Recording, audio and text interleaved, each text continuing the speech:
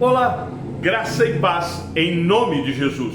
Hoje faremos a apresentação do panorama do livro de Esdras. Quando Deus livrou Israel da escravidão no Egito, ele estabeleceu com eles uma aliança e a nação foi severamente advertida que se eles quebrassem esta aliança, seriam novamente escravizados. Após a conquista da Terra Prometida, em diversas ocasiões, por centenas de anos e de várias maneiras, Israel quebrava a aliança e era disciplinada por Deus. Israel se arrependia, mas tornava a pecar. Apesar das repetidas advertências de Deus, por intermédio de seus profetas, tanto Israel quanto Judá rejeitaram a Deus e adoraram deuses estrangeiros, além de adotarem as práticas que Deus já havia dito que eram abomináveis, que acompanhavam a idolatria. Deus, sendo fiel à sua palavra, castigou os rebeldes de Israel e Judá, usando tanto os assírios quanto os babilônicos como instrumentos de disciplina. No ano de 722 a.C., os assírios vieram e deportaram as 10 tribos do norte. 120 anos depois, por cerca de aproximadamente 20 anos, os babilônicos despovoaram Jerusalém e foi praticamente destruída. Tudo isso pelo fato de Judá e Benjamim persistirem em sua infidelidade à aliança de Deus, recebendo assim o castigo. O povo, após 70 anos de cativeiro, está para retornar. A história que veremos no livro de Esdras é basicamente o relato da volta de 2 grupos de judeus da Babilônia para Jerusalém, onde eles vão reconstruir o templo e a sua comunidade. O livro relata como Deus cumpriu sua promessa profética através de Jeremias. Jeremias capítulo 29, do verso 10 ao 14, no sentido de restaurar o povo judeu depois de 70 anos de exílio. Ao trazer o povo de volta à sua própria terra, Deus está cumprindo a sua palavra. Acompanhe comigo a leitura de Esdras, capítulo 5, versos 1 e 2.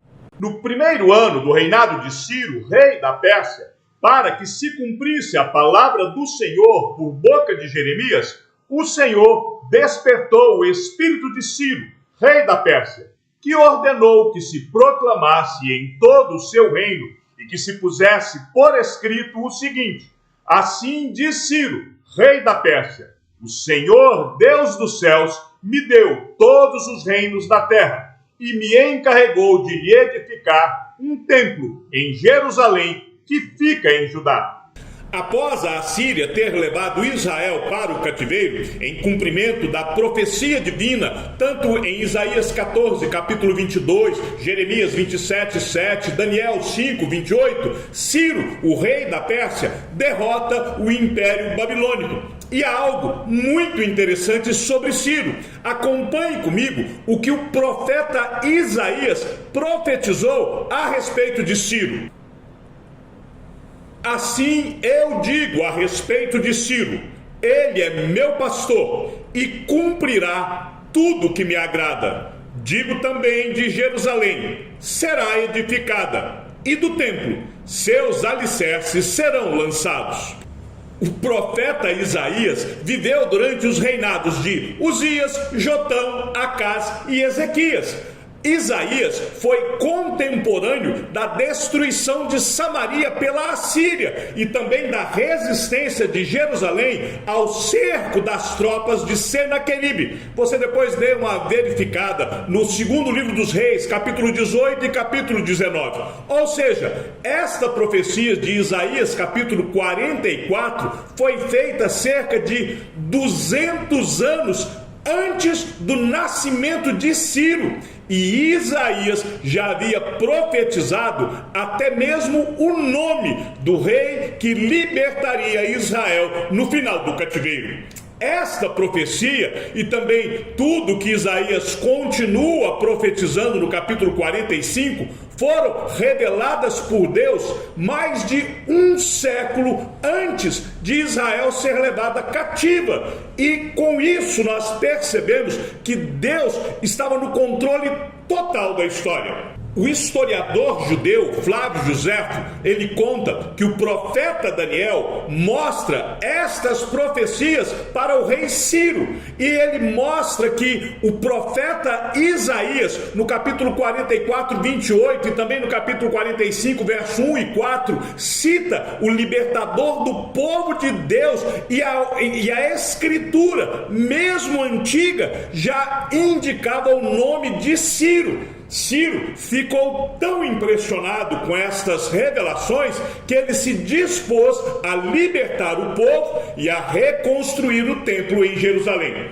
Mas eu preciso aqui frisar, esta história de Daniel mostrando as profecias de Isaías para Ciro, ela não está escrita na Bíblia, e sim no livro da história do povo hebreu de Flávio Josefo. Houve 3 levas de cativos de Israel levados para a Babilônia. Também ocorreram 3 retornos para Jerusalém. O primeiro retorno acontece com Zorobabel, no ano 538 a.C.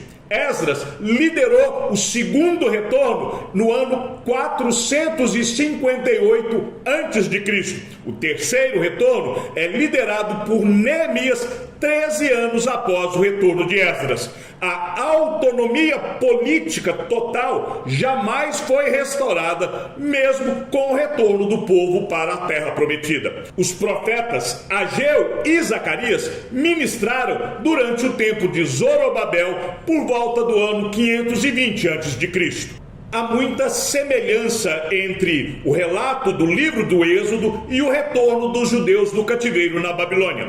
O Êxodo é a primeira redenção de Israel da servidão do Egito. A viagem de retorno da Babilônia, ela envolveu atividades semelhantes àquela do Êxodo original. Acompanhe comigo. Após o Êxodo, o templo é construído e as cidades fortificadas. Agora, o templo e os muros da cidade serão reconstruídos. No Êxodo, os inimigos locais lutam contra a conquista de Canaã. Agora, o desafio dos inimigos locais que não querem o povo de volta. No Êxodo, os casamentos mistos levaram o povo à idolatria. Agora, a tentação de casar com não-judeus resulta na idolatria. No Êxodo, a lei é estabelecida e agora nós teremos o restabelecimento da lei. Isto faz com que Zorobabel, Esdras e Neemias coletivamente se pareçam com Moisés. Há outros paralelos entre o êxodo original e o retorno da Babilônia, que envolvem a ideia de que os exilados devem ter tido de que Deus lhes estava dando uma oportunidade de recomeçar do zero. Um outro tema muito importante que surge no livro de Esdras é a oposição dos habitantes samaritanos locais. Por razões de sabotagem espiritual, os inimigos de Israel pediram para participar da reconstrução do templo. Esdras capítulo 4, verso 1 e 2. Depois de serem rejeitados, os inimigos contrataram conselheiros contra os judeus, mas o Senhor, por meio da ministração do profeta Ageu e também do profeta Zacarias, com as palavras: coragem, ao trabalho, porque eu estou com vocês, reavivou o espírito do povo e de seus líderes para que eles seguissem com a construção. Assim como os livros de Samuel, Reis e Crônicas constituíam um único volume, os livros de Esdras e Neemias, que aparecem nas nossas Bíblias modernas como livros separados, originalmente eles formavam um só livro na Bíblia hebraica. A separação em 2 livros distintos, ela só ocorreu já na era cristã, em idade bem avançada. é uma boa ideia, quando nós temos a oportunidade, fazermos a leitura dos dois livros em conjunto, já que, de fato, eles contam uma só história e não duas. O conteúdo do livro de Esdras é basicamente sobre a reconstrução e as reformas de Judá pós-exílio. Esdras é aceito como autor tanto do livro que traz o seu nome, quanto do livro de Neemias, que, como já dissemos, era um único livro. Embora Esdras nunca cite a si mesmo como autor, alguns argumentos internos parecem favorecer fortemente esta possibilidade. Depois da chegada de Esdras a Jerusalém, por volta do ano 458 a.C., ele deixou de escrever na terceira pessoa e passou a escrever na primeira pessoa. É possível que ele tenha usado a terceira pessoa na primeira parte do livro, capítulo 1 até o capítulo de número 6, porque ele estava contando as suas lembranças. Além disso, como nós já vimos quando apresentamos o panorama do livro das Crônicas, Esdras era o autor daquele livro. Então, é natural que ele continue a narrativa do Antigo Testamento, mostrando como Deus cumpriu a sua promessa de fazer o povo retornar à terra prometida depois de 70 anos de cativeiro. A história narrada no livro de Esdras ocorre desde a volta da Babilônia até o estabelecimento na Palestina, abrangendo aí um período de cerca de 80 anos. O livro de Esdras nos conta como a soberana mão de Deus moveu o coração de reis e superou adversários variados para restabelecer Israel e a descendência de Abraão, tanto no âmbito nacional como individual, na terra que Deus havia prometido a Abraão, a Davi e também profetizado através de Jeremias. Espiritualmente, Esdras restabeleceu a importância do sacerdócio aarônico ao traçar a linhagem a Eleazar, Finéias e Zadok. No geral, o livro de Esdras é um relato histórico do povo judeu durante o período de seu retorno do exílio na Babilônia e os seus esforços para reconstruir a sua comunidade e também a adoração. Basicamente, o livro está dividido em duas seções. A primeira, que é abordada do capítulo 1 até o capítulo de número 6, fornece informações detalhadas sobre o tempo que se seguiu ao retorno dos exilados judeus a Jerusalém. A segunda seção inicia-se no capítulo 7 e segue até o final do capítulo 10. Descreve a chegada de Esdras a Jerusalém e seus esforços para reformar a comunidade judaica. Eu farei uma terceira divisão sobre a crise dos casamentos mistos, que está no capítulo 9 e 10, quando Esdras lidera o reavivamento. Então a nossa segunda sessão, ela se encerrará no final do capítulo de número 8. Acompanhe o conteúdo do livro, que nós dividimos da seguinte forma: a narrativa da introdução ao livro, com exceção do capítulo 4, do verso 6 até o verso de número 23, é basicamente a recapitulação dos eventos que cercam a construção do templo, iniciada sob o reinado de Ciro em 538 a.C. e concluída sob o reinado de Dario em 516 a.C. Esdras descreve o decreto de Ciro e a sua contribuição ao projeto. A lista dos exilados que retornaram naquele tempo, nós vemos no capítulo de número 2, concentra-se nos sacerdotes e levitas, porque o foco da reconstrução está no templo. O início do projeto é bem sucedido. Começa com o altar, depois segue para os fundamentos do templo, até que surge uma oposição ao projeto que acaba por interromper a reconstrução. Então, Ageu e Zacarias profetizam, exortando o povo a continuar. Quando nós estivermos lendo os livros destes profetas, vamos nos lembrar dos livros de Esdras e Neemias. Após a exortação dos profetas Ageu e Zacarias, nós veremos uma oposição sendo renovada através de uma troca de cartas oficiais entre os samaritanos e o rei Dario, abrindo assim caminho para a conclusão das obras seguida da celebração da Páscoa. A oposição que Neemias vai enfrentar mais tarde na reconstrução dos muros está pré-anunciada aqui no capítulo 4, do verso 6 ao verso de número 23. Na segunda sessão do livro, Esdras é apresentado como sacerdote e mestre da lei de Moisés, que foi entregue pelo Senhor. A isto se seguem as memórias do próprio Esdras. A partir daqui, Esdras muda a forma narrativa. Do capítulo 1 até o capítulo de número 6, a narrativa segue em terceira pessoa. Do capítulo 7 até o final do capítulo 10, Esdras narra em primeira pessoa. Provavelmente porque na primeira parte do livro, Esdras estava contando as suas lembranças. E agora, no final do livro, ele está falando das circunstâncias da sua saída da Babilônia. A terceira sessão que eu decidi fazer aqui é quando nós vamos ver Esdras liderando o reavivamento de Israel.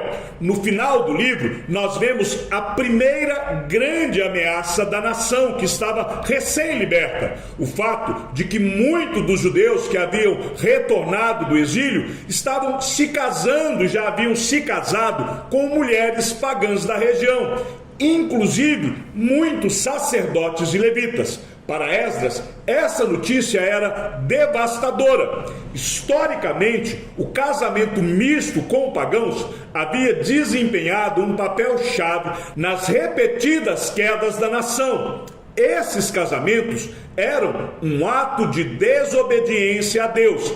Esdras sente-se profundamente envergonhado e angustiado com essa situação. A sua dor era aberta e condenatória. Por fim, os homens confessam o seu erro e decidiram que aqueles que se haviam casado com mulheres pagãs teriam de mandar de volta, divorciar das suas esposas.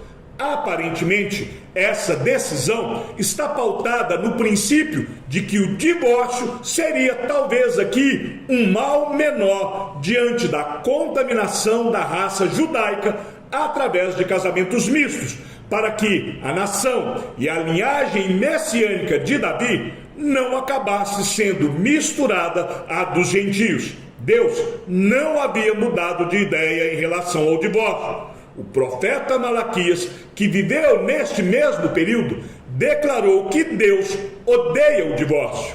Há uma grande doutrina que nós podemos ver no livro de Esdras, é a soberania de Deus. O Senhor controlou e guardou o caminho dos israelitas do exílio até o seu retorno à terra prometida. O caráter de Deus nos é mostrado no livro de Esdras, aonde Deus é sábio, bom, poderoso, que ele se ira e que Deus é justo. O Senhor Jesus Cristo também nos é apresentado, ou melhor, nos é revelado no livro de Esdras. O retorno de Israel à terra prometida ilustra o perdão incondicional oferecido por meio de Cristo. A proteção de Deus sobre o seu povo reforçou a aliança com Davi para preservar a linhagem davídica. Jesus, descendente direto da linhagem de Davi, viria mais tarde para trazer salvação para o mundo inteiro. Chegamos ao fim do panorama do livro de Esdras. Que o Senhor seja com o teu espírito e que a graça seja com todos os que amam sinceramente a nosso Senhor Jesus Cristo. E ao Deus único e sábio seja dada toda a glória, e que a sua vida seja sempre para mais em Cristo Jesus. Um forte abraço e até amanhã, se assim o Senhor nos permitir.